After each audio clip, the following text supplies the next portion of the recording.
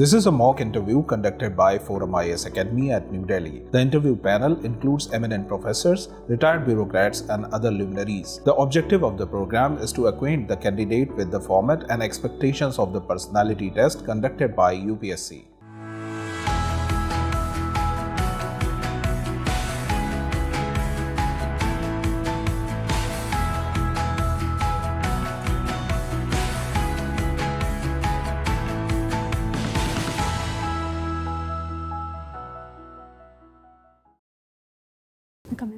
Come in.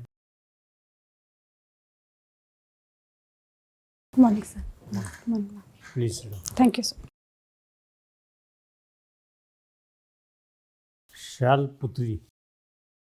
Tell us what this name means.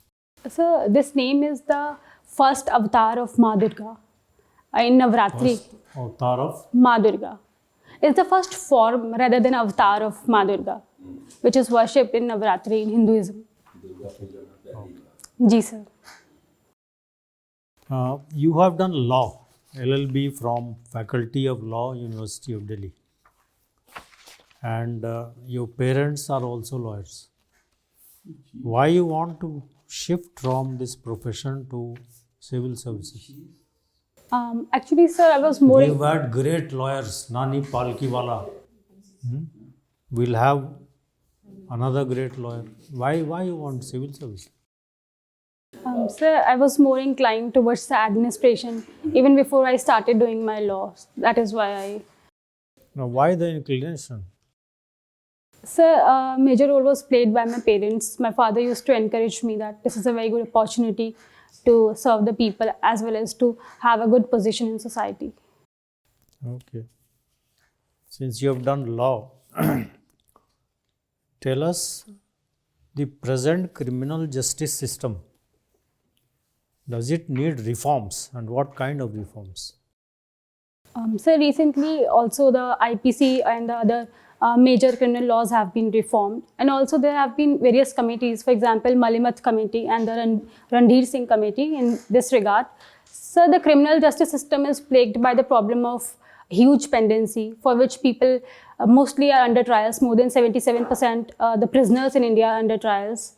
Also, the victim jurisprudence in terms of victim protection as well as the witness protection needs certain reforms. What about the number of judges as compared to the number of cases in our country? Yes, sir. On that front as well, sir, we have a lacuna. For example, we have 13 judges per million. The target is of having 50 judges. So in terms of that, we need to improve the vacancy as well. And the number of police officers as against the number of cases in the country. You think we should have more police officers? Yes, sir. Also in this regard, the reforms are required because the police in the country is also very overburdened and overstressed, and that is why they are not able to fulfill their duties in a more efficient manner. Is anything being done about the poor state of the criminal justice system? Sir, the government is trying to bring various reforms. With respect to judiciary, I know that there are fast-track courts, and also in the recent IPC, the investigation procedure in terms of evidence is improved. For example, the search and seizure, for that the video recording has been mandatory. That is what I can recall, sir. Okay. You mentioned about the 3 new laws. Just tell me 3 amendments to any of these 3 laws and how it is going to change, bring about any kind of change. Yes. So for the number 1 would be the mandatory of search and seizure proceedings. So it will help in having more convictions because the evidence which will be presented to the court will be more credible. So number 2 will be the sir, I'm not able to recall. Okay. You come from Meerut. Yes. And earlier Meerut used to be, there are a lot of criminal activities used to go there.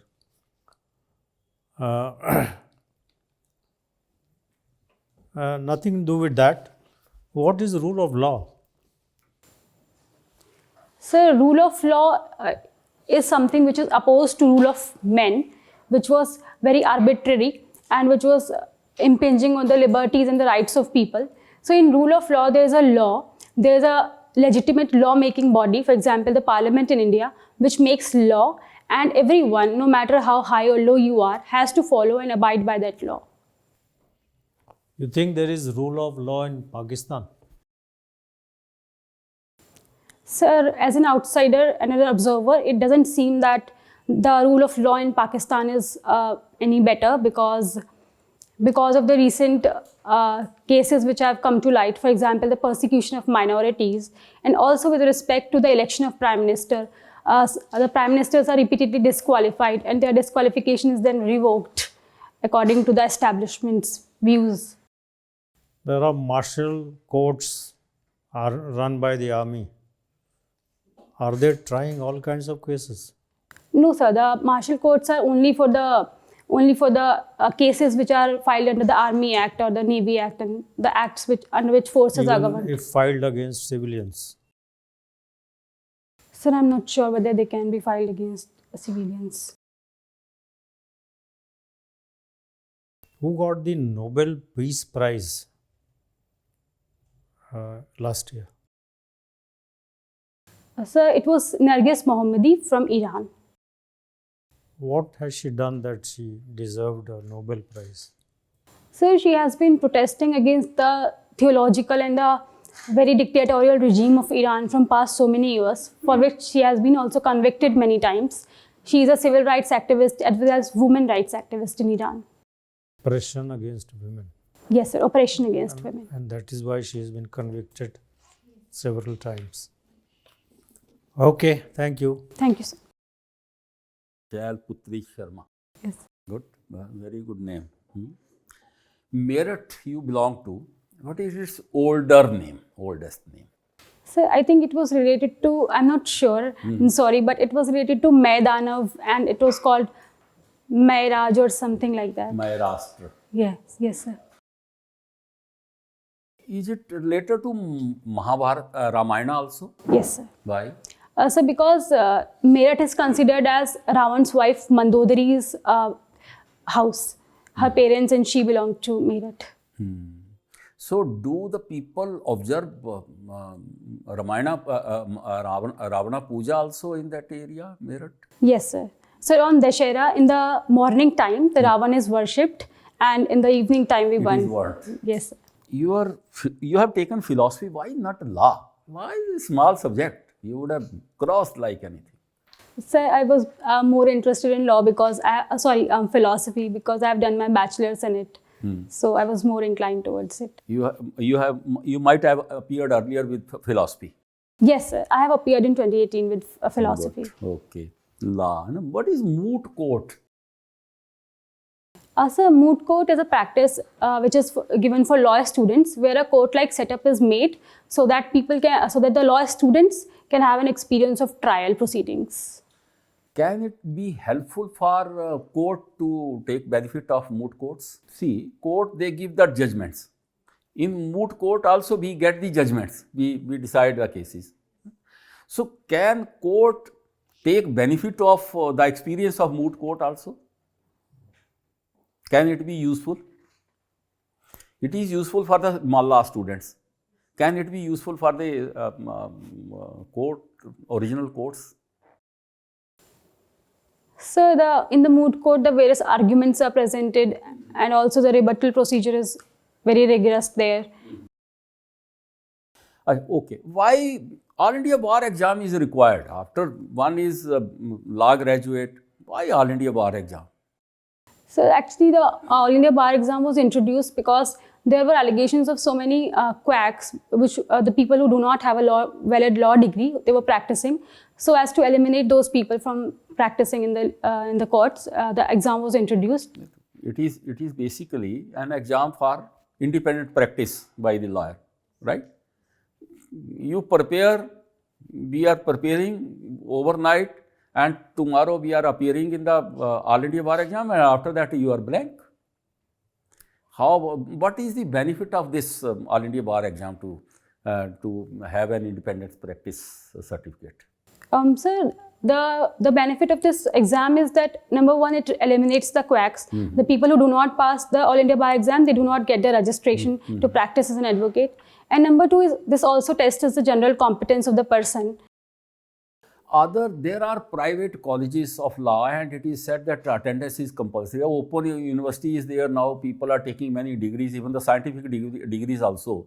And in law, you have to attend the colleges or something like that. What is law? Is just a artificial means just like books you study and you appear. What is the need of attendance? Why attendance is compulsory then?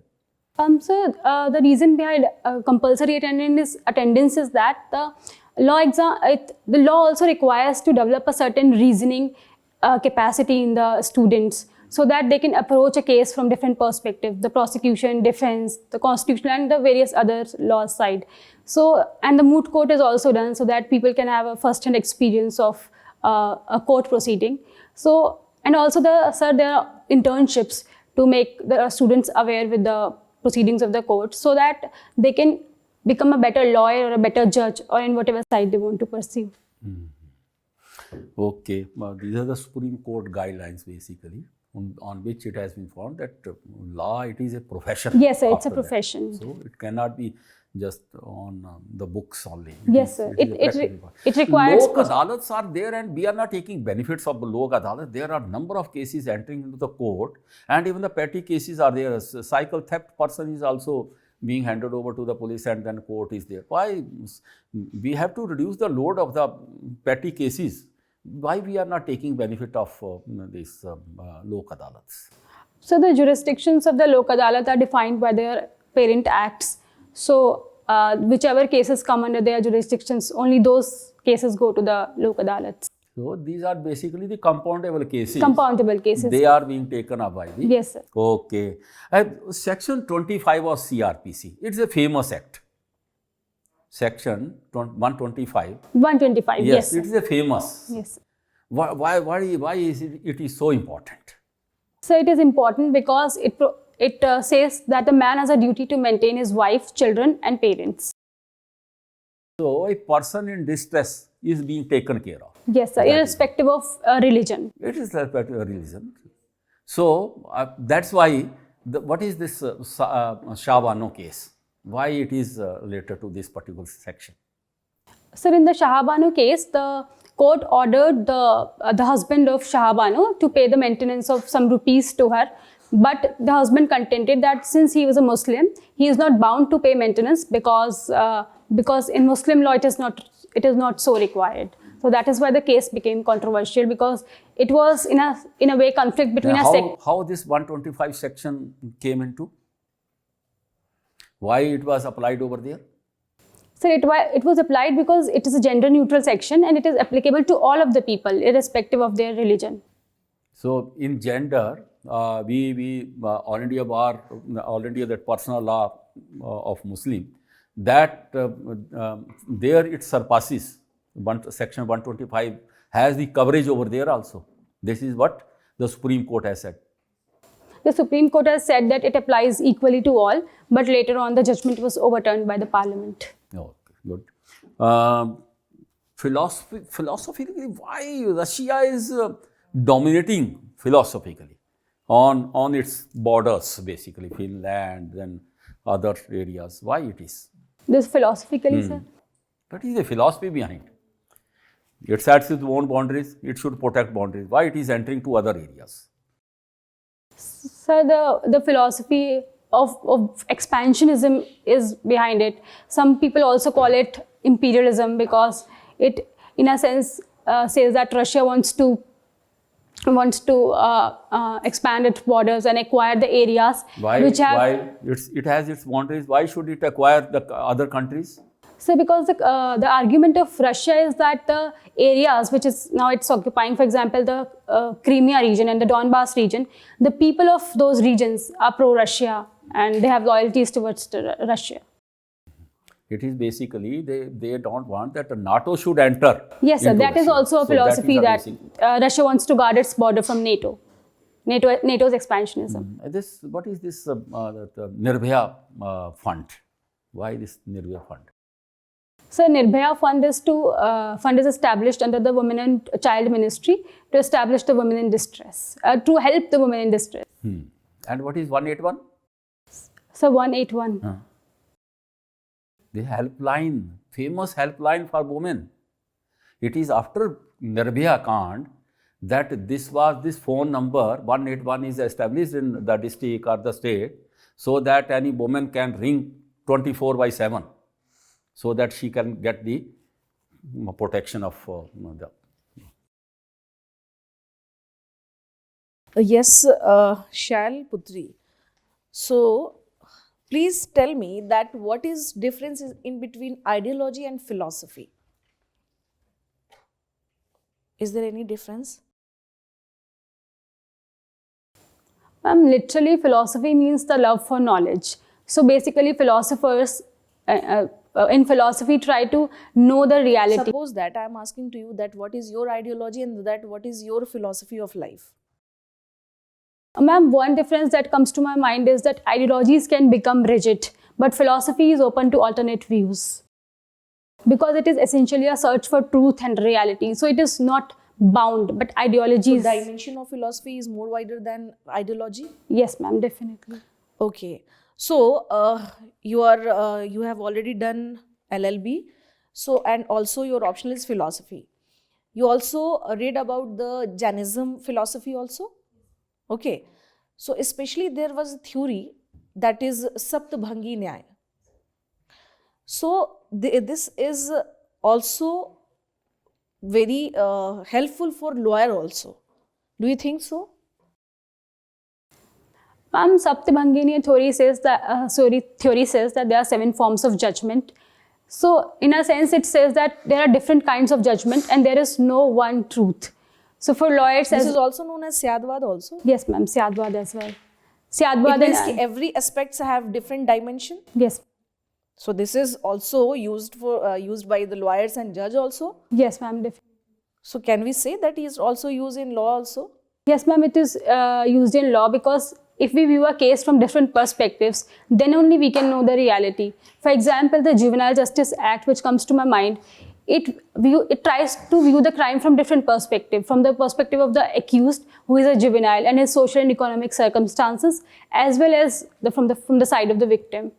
So it essentially says that they are different. Okay. So you also read about IPC 377? Yes, ma'am. So why this was not accepted in Indian society? Ma'am, Indian society had been very open towards homosexual people, which the section 377 banned. Okay, but especially in LGBTQ. So what is the meaning of Q? Ma'am, Q is queer. What is the meaning of queer? Ma'am, queer is a person who is not bound by any particular gender identity. Okay. It's a fluid gender identity. Okay, so then continue your answer about 377 IPC. Ma'am, Indian society has been traditionally very open to the homosexual people, as we have evidence from various religious texts as well. Shikhandi comes to my mind from Mahabharata. But section 377 was a British era Victorian morality which was imposed on us. So it was not from Indian society. But over time, the society grew a certain rigid towards the homosexual people. Supreme Court verdict came out in IPC 377. They demanding for a Special Marriage Act. Okay, so what was the problem in that Special Marriage Act? Why they are not implemented the Special Marriage Act, especially for the homosexual or LGBTQ community? Ma'am, recently the Supreme Court judgment also came in this regard, which says that there are different problems in providing the benefit of Special Marriage Act to the queer people because it requires various amendments, which is not the domain of the court. The main technical problem I want to know, why Special Marriage Act is not implemented in 377? Ma'am, because Special Marriage Act specifically refers to man and a woman, and it is confined to them. So the amendment should come from the parliament and not from the court. Okay, right now, especially during NAM conference, maybe you are aware about that. The topics that about Hamas, Gaza, and also India, in regarding India, Vishwamitra India. So earlier we are talking about the Vishwaguru, now we are talking about the Vishwamitra. Why our concept is completely changed? Ma'am, Vishwamitra is which is friend to everyone. So recently our diplomacy in terms of neighborhood first or the championing the cause of global south, we are trying to become the friends and the reliable partner for all the countries in the world. So rather than being a Vishwaguru, it's better to be a friend to all. In that sense, we are already guru and partner of everyone. So do you think so that this is also helpful for our neighborhood policy? Yes, ma'am, definitely it is helpful. Okay, thank you, sir. Hello, Shailputri. Have you heard the term just war? Just war, war that is just. Can you tell me when can war be said to be just? Sir, in my opinion, no war can be just. But recently, in the context of Israel-Hamas war, Israel says that it has a right to protect itself from the Hamas attack. So, in that sense, whatever is happening is in Gaza is just according to them. But do you think that such blatant violation of human rights can be said to be just? Whatever may be the cause, there was provocation, there is no denial in that. But don't you think the conduct during the war, that is also one of the fundamental aspect of a war that is just or not? Are you aware of what are the tenets of a just war? Sir, yes, I can recall a few points. So the few points are that civilian damage should be minimum, civilian or the collateral damage should be a minimum. Only the military installations and the military capacities should be attacked. Okay, just war generally it is said, one, there should be a legitimate cause for war. There should be a right conduct during the war, and all efforts should be made to avoid the war. It should be the last resort. So, do you think these conditions were fulfilled in case of Israel-Hamas war? So, in terms of cause, the cause is just. Cause is okay, legitimate, fine. So, in terms of conduct, there are various opinions because there is no. But do you think that attacking civilian hospitals or, I mean, they can justify all the reasons. They can say that there are terrorists hiding behind, they are using human shields. But still, do you think that killing of civilians or innocents, those who are not direct participants or combatants, should it be allowed under international law? No, sir, it should not be allowed, and it is not allowed. It is proscribed under the Genocide Convention that it is not a just way to. Okay, so in your opinion, is it just or not? Sir, in terms of the mass killings, for example, more than 23,000 people have died and more than 50% of them are children.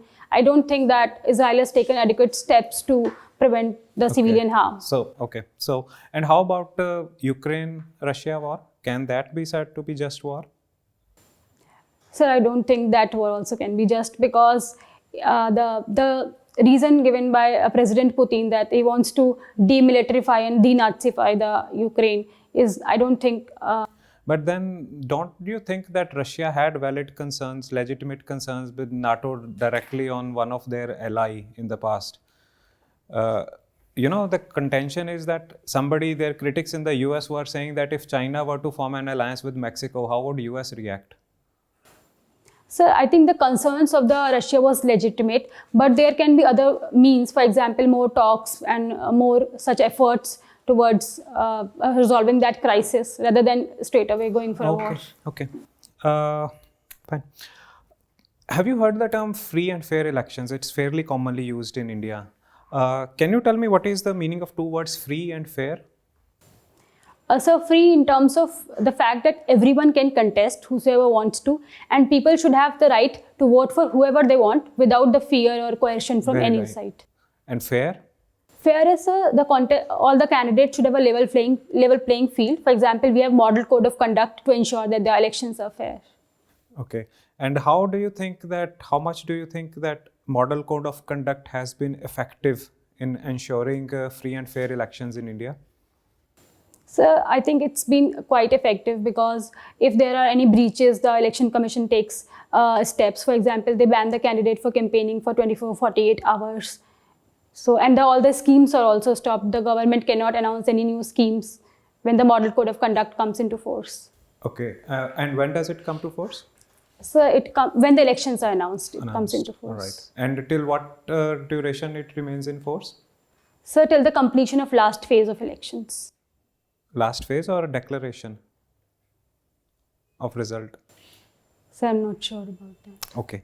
And what about electoral bonds? Do you think that they are impacting the fairness in the election process? So various observers have raised concerns about the electoral bonds because of their anonymity, and they are not bound to disclose the donations to the Election Commission of India. So yes, in that sense, they can. I think the intent behind electoral bonds was very good because they want to prevent the undisclosed. So do you think that names of donors should be revealed?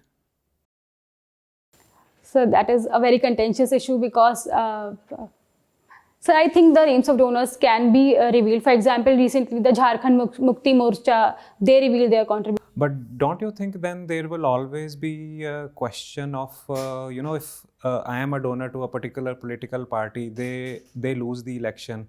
Don't you think that I can maybe target of the party that comes to power? It will impact my incentive or my will to donate if the anonymity clause is removed?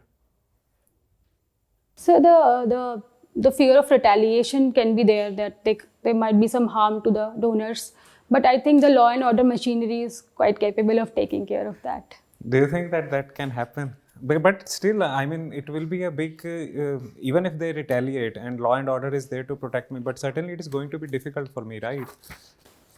Yes, sir, that is also my legitimate. Peace of mind will be disturbed. Why should I be inclined to donate? Yes, sir, that is a legitimate concern of the donors. All right. Thank you, Shail. That's all from my side.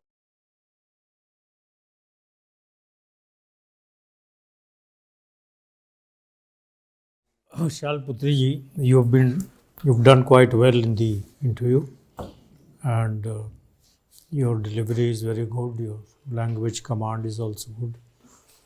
You just go through the areas from where questions are normally asked in the interview.